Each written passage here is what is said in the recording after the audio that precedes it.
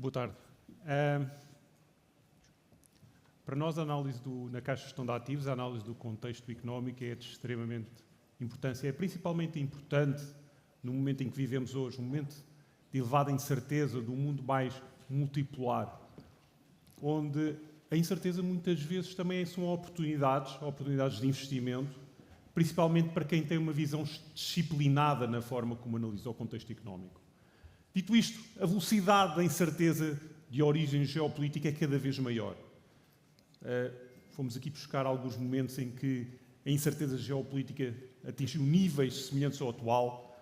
Olhando em 1990, tínhamos a Primeira Guerra no Golfo, tivemos o 11 de setembro, que passado poucos anos propiciou a invasão no Iraque, tivemos a invasão na Ucrânia e, mais recentemente, o conflito militar no Irão. Isto são momentos que têm sido estruturais para a incerteza que se gera, não só ao nível geopolítico, mas também sobre as economias. Dito isto, o conflito atual, o que está hoje em cima da mesa, já não é tanto se há um bloqueio, não há um bloqueio, se é temporário. O tema é se é temporário e os impactos que vão ter de médio e longo prazo na estrutura de produção, não só de petróleo, de muitas das matérias-primas. Não é só se hoje há petróleo e se há gás natural a passar no Estreito de Hormuz, mas quais é que são as repercussões em toda a estrutura produtiva e também transformadora e transportadora de matéria, não só de energia, mas também de matérias-primas oriundas daquela zona do globo. Por enquanto, o desenvolvimento até tem sido, não vou dizer positivo, estamos a falar de um conflito militar, mas tem sido ido no sentido correto de, pelo menos, não estamos a assistir a um escalar da situação. Aliás, este evento de riscos geopolíticos gerou, no mês de março, uma subida substancial dos preços do petróleo. Os preços do petróleo para entrega no Mar do Norte subiram 63%. Isto fez com que os ativos de risco reagissem em baixa de forma substancial. As ações americanas caíram em torno de 5% e houve outras geografias, como as ações europeias, que até caíram muito mais. No entanto, perante essa realidade de maior estabilidade, o que se seguiu foi uma recuperação substancial dos mercados financeiros. O petróleo caiu de forma ligeira, de 10%, face à subida espetacular que teve de 60%, até é uma queda moderada. E os mercados acionistas, aquele barómetro para o otimismo dos investidores, recuperaram, com alguns mercados a atingir novos máximos históricos. O S&P transaciona hoje num nível que ainda não tinha transacionado anteriormente. Não é assim tão diferente do que se passou no passado. Fomos buscar todos os eventos semelhantes, à exceção de 1973, a quando da Guerra de Yom Kippur, em 73. Em quase todos eles tivemos esta reação inicial de forte queda dos mercados de risco, com uma recuperação substancial a seguir, e a dimensão dessa recuperação acabou por resultar dos fundamentais económicos, os quais já vamos ver um pouco mais à frente. Há aqui uma pequena diferença, o que aconteceu em 1973. Isto, na realidade, é o que preocupa muitos economistas.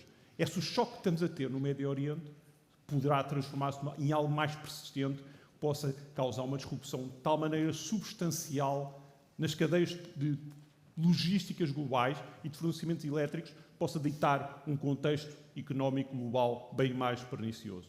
Dito isto, é importante ver o que é hoje diferente face a 73. Em termos do choque inicial, em 73, a queda na produção global caiu em torno de 7% e recuperou, demorou mais de quase um ano a recuperar essa queda da produção que foi gerada naquela zona do globo. Hoje, só em março, a queda de produção global de petróleo caiu 8%. Ou seja, muito semelhante. Mas existem hoje... A realidade do que se passa é materialmente diferente. Ao nível das reservas globais, estamos a falar que na altura tínhamos menos de 40 dias de reservas de petróleo a nível global. Hoje temos em torno de 80 dias. Ou seja, há uma margem de amortecedor nas economias globais. Também há uma maior diversidade de fornecedores globais em termos de energia. Não só de petróleo, gás natural, mas também outras fontes energéticas. Ou seja, a economia tem mais amortecedores, mas também tem mais diversificação de fontes energéticas. E, adicionalmente, hoje a economia é muito mais eficiente em utilizar essas fontes energéticas. E, adicionalmente, recordemos o que é que aconteceu depois da década de 70, tivemos um período largo de inflação relativamente elevada, de crescimento baixo, os economistas gostam de chamar isso um período de estagflação. Hoje temos decisores de política monetária, os bancos centrais bastante mais credíveis a gerirem o tema da inflação. A expectativa é isso, que também, de alguma forma, os impactos na gestão da inflação a nível global sejam bem melhor geridos do que aconteceu na década de 70 e 80. Ou seja, na altura tivemos uma mudança abrupta de crescimento e de regime económico, com o fim definitivo do petróleo barato. Hoje não tínhamos petróleo barato. Tivemos uma década seguinte de ajustamentos dolorosos. Hoje, na realidade, a forma como nós analisamos na Caixa de Gestão de Ativos é que vamos ter uma continuidade, uma aceleração das transações, da tendência que já vínhamos a assistir até bem atualmente, até bem recentemente, uma fragmentação a nível global, de uma inflação que já estava estruturalmente elevada, mas a adicionar aqui um fator que é mais incerta, como é que irá evoluir, e de alguma forma passamos a ter um prémio de risco geopolítico, não só em algumas classes de ativos, mas também em algumas matérias-primas. Ou seja, hoje claramente estamos perante um ajuste incremental e não num corte de regime.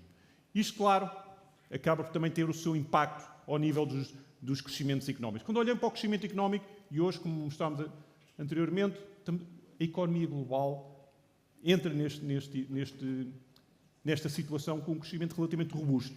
Nas principais economias a taxa de desemprego é bastante baixa, as famílias e as empresas têm situações financeiras relativamente robustas.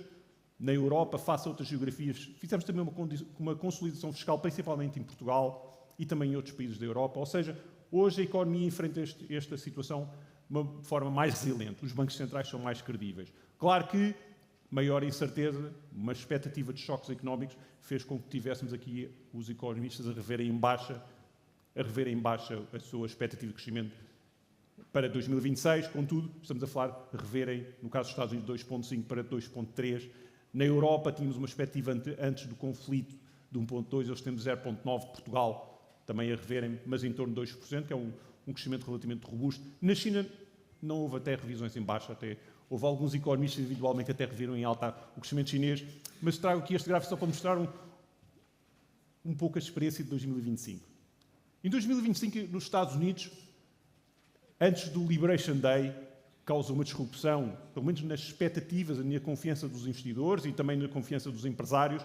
Tivemos uma forte revisão em baixa. E a economia americana começou o ano com uma expectativa de crescimento para 2025 superior a 2%, até tinha vindo, em função do bom enquadramento económico ser revisto em alta. Nas semanas seguintes ao Liberation Day foi fortemente revisto em baixa. No entanto, a realidade económica demonstrou-se bem mais robusta do que era antecipado e acabámos por ter um crescimento económico nos Estados Unidos ligeiramente acima de 2%. A nossa expectativa na Caixa de Gestão de Ativos é que, na realidade, o contexto que estamos a vivenciar mantém-se relativamente robusto. Claro, com estas incertezas, acrescenta alguns efeitos negativos ao crescimento económico, mas provavelmente estamos a vivenciar um contexto económico relativamente robusto, caso a situação se torne temporária, que é um pouco o nosso cenário central. Dito isto, o grande canal de transmissão está a ser principalmente ao nível dos preços. O que é que temos? É um choque imediato ao nível dos preços de energia. Isto, claro, é visível para todos nós diariamente nos preços dos combustíveis na bomba, mas também provavelmente aos níveis dos preços da eletricidade. Isto a ter um efeito que, no caso da inflação na área euro, é bastante visível. As estimativas antes do evento, ou seja, imediatamente no dia antes do início do evento, dia 27 de fevereiro, final de fevereiro, as expectativas de que a inflação na área euro estivessem estáveis, próximas dos 2%, e neste momento a expectativa é que a inflação possa situar-se, atingir os 3% para depois moderar ao longo do ano de 2027. Dito isto claro que gera um condicionalismo adicional ao que é a política monetária. Anteriormente, os bancos centrais, havia a expectativa que na área euro o Banco Central Europeu este ano estivesse em pausa, ou seja, não efetuasse nem subida nem descida das taxas diretoras, estava confortável com a inflação, estava confortável com o crescimento económico. Do lado da Fed, dos Estados Unidos, havia a expectativa de que a Fed continuasse a descer as taxas diretoras. No entanto, hoje os bancos centrais enfrentam um dilema. Perceber o impacto económico no crescimento económico que está a acontecer deste choque ao nível dos preços, da energia, e de que forma é que ela se poderá transmitir à inflação. É importante olhar para o que passou bem recentemente. Os bancos centrais, quando foi após o Covid e a aceleração forte da inflação, também no momento em que tivemos o conflito militar na Ucrânia, também um efeito de crescimento dos preços de energia, impacto substancial nos preços de energia. Os bancos centrais, na altura, decidiram, principalmente na Europa, aguardar algum tempo para ver o que acontecia. E a inflação subiu de forma substancial e os bancos centrais tiveram de acelerar a sua reposicionamento da política monetária.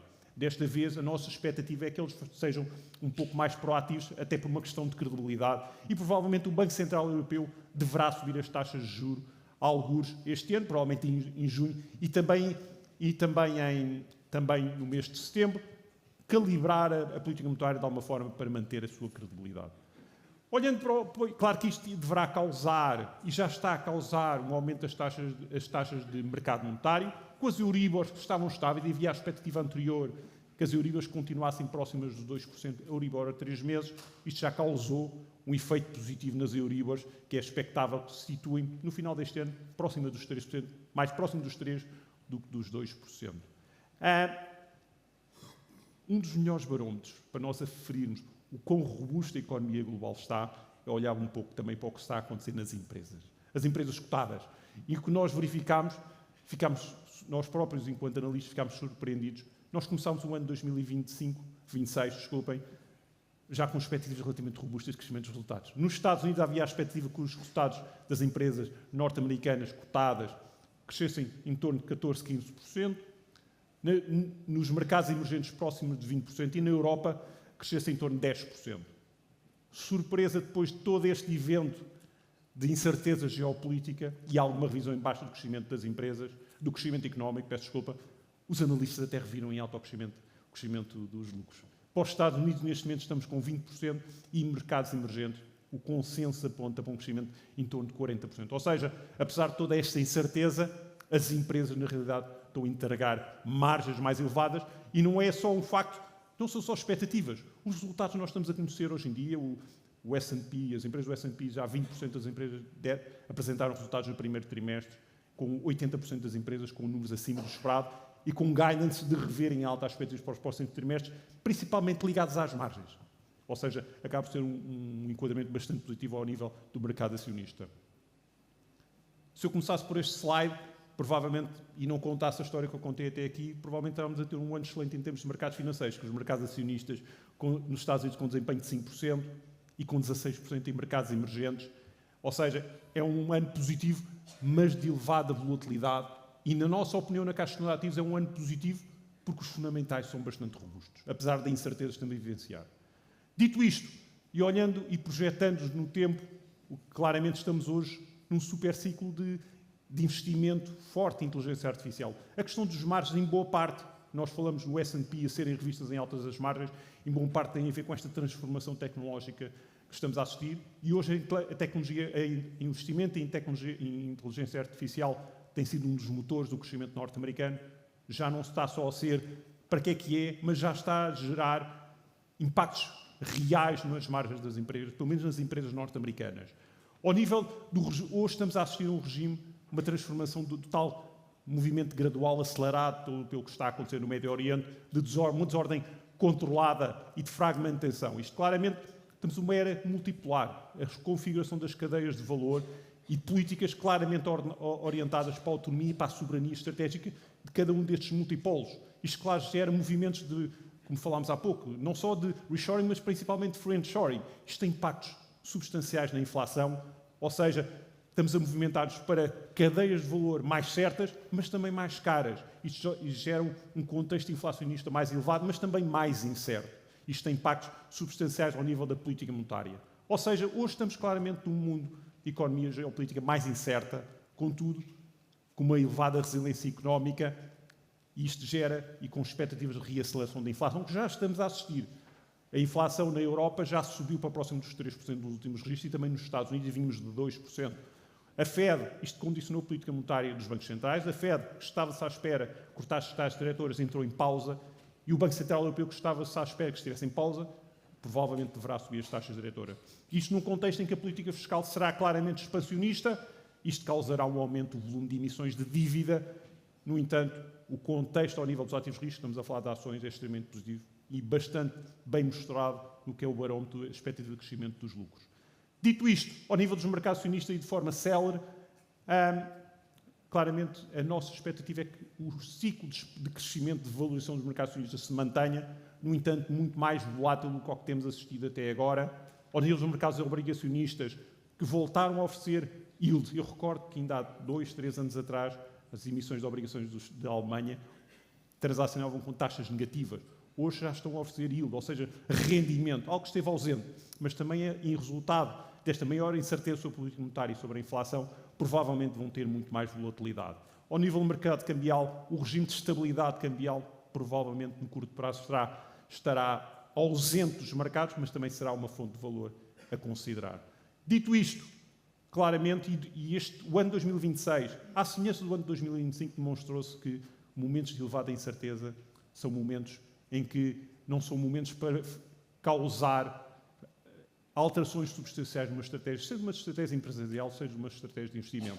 Recordo que alterar um posicionamento em finais de abril, alguém que tivesse um posicionamento extremamente arriscado por toda a incerteza que se estava a gerar sobre o comércio internacional, demonstrou-se claramente uma decisão pouco acertada, uma vez que os mercados acionistas incitaram uma recuperação substancial, à semelhança do que se passou recentemente. Quem tivesse alterado uma estratégia de investimento no final de março também demonstrou-se uma decisão pouco acertada, ou seja, momentos de elevada incerteza são momentos para cautela e para aí ver-se claramente que a disciplina e a visão de longo prazo acabam-se de mostrar bastante relevante.